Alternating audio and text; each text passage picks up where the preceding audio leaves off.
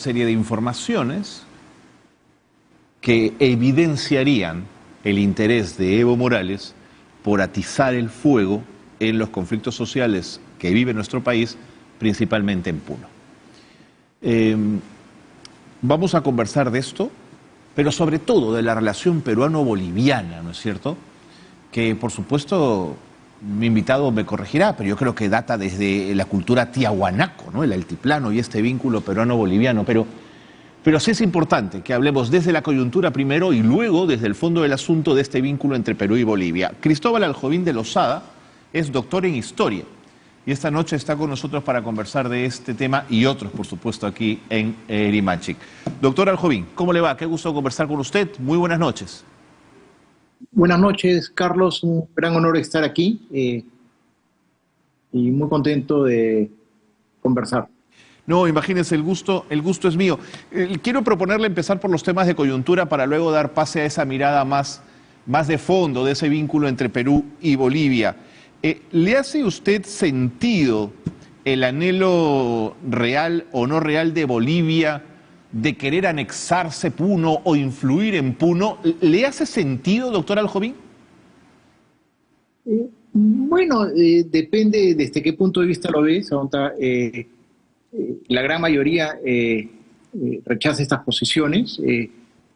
Siempre va a haber personas que piensan en el Perú y en Bolivia esta posición. Sé que también han habido movimientos más en Bolivia pensando en una unión de un grupo de la población aymara, pero digamos, la gran mayoría en el Perú estamos vinculados a la idea de la unidad del territorio nacional, ¿no? Y en ese mismo sentido, ¿es posible que cambie la percepción boliviana respecto a Puno en el sentido geopolítico del término y en función a los hallazgos de litio que se pueden haber producido en esa región del país? Primero, yo no me atrevería a decir la posición boliviana, como tampoco podemos hablar de la posición peruana, porque hay diferentes posiciones. No creo que digamos, sobre todo la gente que toma decisiones en Bolivia, todos tengan la misma posición y piensen en términos geopolíticos en torno al litio. Además, uno puede ver el litio como el cobre, en el cual hay diferentes países que producen cobre y no necesariamente tienen una visión geopolítica, ¿no? En términos de cobre, ¿no? Buen punto. Pueden haber sectores en Bolivia que pueden pensarlo en términos geopolíticos y otros no, ¿no? Digamos. De acuerdo. Busquemos un poquito, apelando a su especialidad, a su experiencia en la historia, con este vínculo peruano-boliviano. Yo citaba Tiahuanaco como punto de partida. ¿Voy en la línea correcta o usted me corregiría?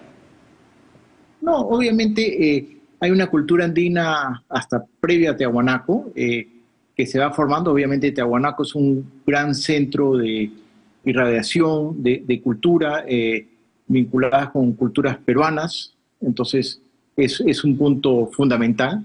Además, de modo muy simbólico, está muy cerca el centro de Tiahuanaco, muy cerca a la frontera peruana, ¿no? Sí, sí me parece pertinente, digamos, es todo un área cultural muy grande, ¿no? Que estamos hablando.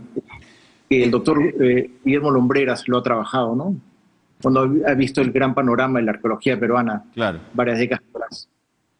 Y luego, ya en la etapa republicana en nuestro país, el proceso de la Confederación Peruano-Boliviana. ¿Cuál fue el germen que dio espacio a esa confederación y cuál fue el germen de su propia destrucción? Bueno, primero, digamos, cuando empieza la colonia, digamos, al inicio estaban juntos Perú y lo que se llamaba el Alto Perú, que es Bolivia actualmente, ¿no? Digamos, y hay que recordar que en la época colonial está la famosa mina de Potosí, que te genera una dinámica de mercado, que lo que se producía en Ayacucho, Cusco o en Tucumán, se vendía en Potosí. Potosí era una ciudad gigantesca en términos del siglo XVII a nivel mundial, ¿no? Entonces es digamos, si usted piensa regiones, la región una gran región sur está muy articulada con Potosí, a diferencia del norte, que no había ningún centro, un gran mercado que jalara toda la producción, ¿no? Y, Y las familias, estamos hablando de las élites, sobre todo, vivían en diferentes ciudades, ¿no? Entonces es normal que una familia importante en Moquegua tenga miembros en La Paz, en ciudades que hoy día son Bolivia, ¿no? claro, claro, claro. Además, le cuento como dato, hace poquito supe que Potosí sigue produciendo mineral. Claro, ya no tiene la importancia del siglo XVII, pero sigue la mina funcionando, es impresionante. Sí, tengo entendido pequeños mineros, ¿no? Pequeños y medianos que están alrededor de ese gran cerro, sí. De acuerdo. Ahora, estábamos hablando de la Confederación Peruano-Boliviana, usted señaló el Alto Perú, pero vamos a la Confederación.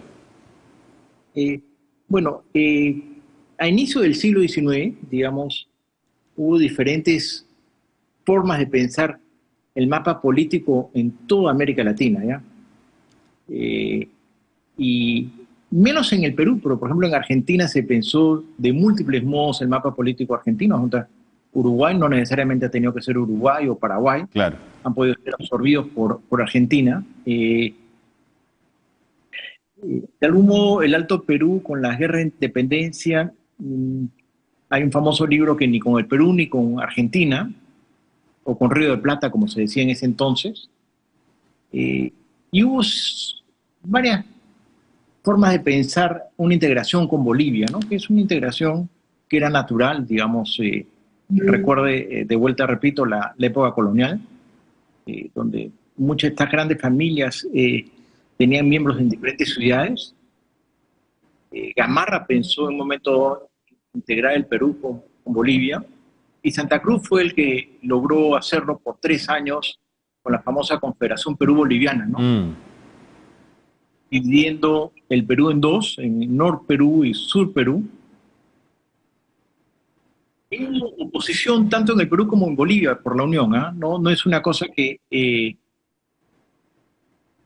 digamos, que Bolivia está a favor y que el norte del Perú, ¿no? Porque al norte hubo mucha oposición y en Bolivia, la parte de Sucre, en la parte de La Paz, si no me equivoco, hubo mucha oposición también. Correcto. Ahora, Como digo, son proyectos que no... parte de la gente está a favor y otra parte sí, de claro, la gente está en contra, ¿no? Claro, claro, no, sin duda. Ahora, a mí me ha llamado mucho la atención escuchar a los congresistas que vienen de la Marina de Guerra, que son Montoya y Cueto, referirse al proyecto político de Evo Morales con esa animadversión y con esa rudeza, ¿no es cierto? Evidentemente nadie quiere la partición del territorio nacional. Qué lejos debemos estar de una posibilidad como esa. Sin embargo, no podemos reconocer que en 1975 en Santiago de Chile, convocado por Manuel Contreras, el jefe de la inteligencia chilena de la dictadura pinochetista, que convocaron al Plan Cóndor. Y en el Plan Cóndor, la injerencia de Perú sobre Bolivia y de Bolivia en el Perú y con Argentina y Chile fue también monstruosa. Es decir, me sorprende cómo con Evo Morales tenemos un baremo, pero con el Plan Cóndor tenemos otro. Bueno, pero mire, los vínculos políticos entre Perú y Bolivia siempre han sido muy estrechos, ¿no? Digamos, a favor o en contra, a uno le gusta ciertos proyectos, a otros proyectos a uno no le gusta, pero digamos, es normal, compartimos una frontera,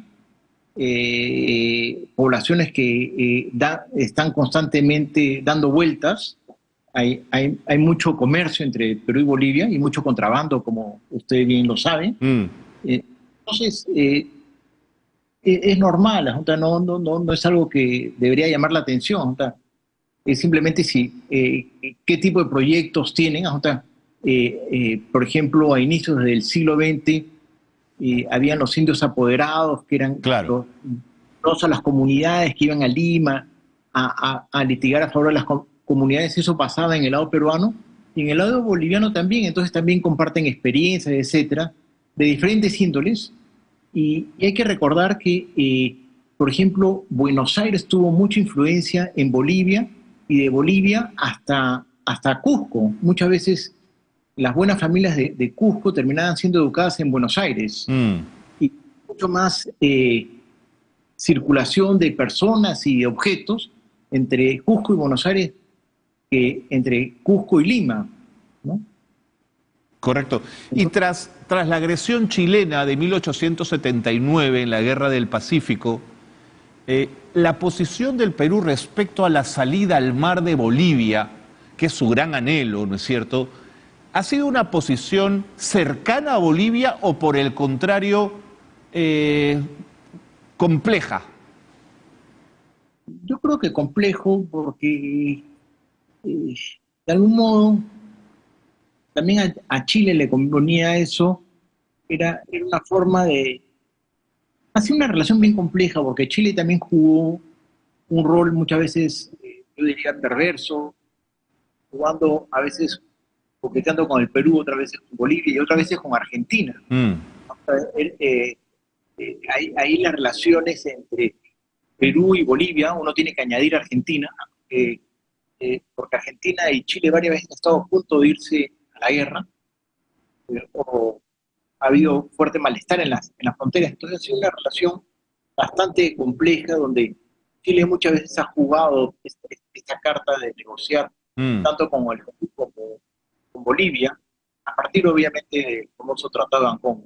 seguro. Adelante. Finalmente, doctor Aljovín, porque el tiempo me gana, ¿qué peso le asigna a lo ocurrido en los años 90 cuando el gobierno del expresidente Fujimori entrega, no con soberanía, pero en uso, Boliviamar? ¿Cree que ese es un gesto que Bolivia agradeció? En perspectiva, viendo lo que es hoy día Boliviamar, parece que ni les interesó en lo más mínimo el asunto, pero quería conocer su reflexión. Yo creo que, digamos, es un gran negocio tanto para Perú como Chile.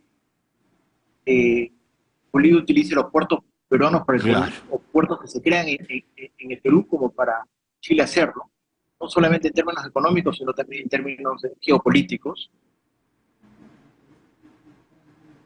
Lamentablemente, estas iniciativas, por falta de gestión muchas veces de Bolivia y también del Perú, no han logrado llegar a buen terreno, pero sí me parece bastante interesante, digamos, que buena parte del comercio boliviano termine siendo, digamos, utilizando puertos peruanos, ¿no? Sin duda. Doctor Aljovín, creo que ha sido, bueno, no solo grato conversar con usted, sino sumamente instructivo entender este vínculo permanente que tenemos con Bolivia, el significado que tiene una relación que vamos a mantener siempre con ellos, ¿no es cierto? Que pasa por buenos y por malos momentos, sin duda, pero que tiene unos vínculos culturales e identitarios que nadie puede negar. Doctor Aljovín, muchísimas gracias.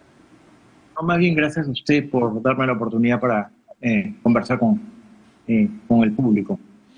Cristóbal Aljovín de Lozada, doctor en Historia, ha estado con nosotros hablando del vínculo siempre permanente entre Perú y Bolivia. Vámonos a la pausa, ¿les parece? Una pausa breve y seguimos con más en Rimache.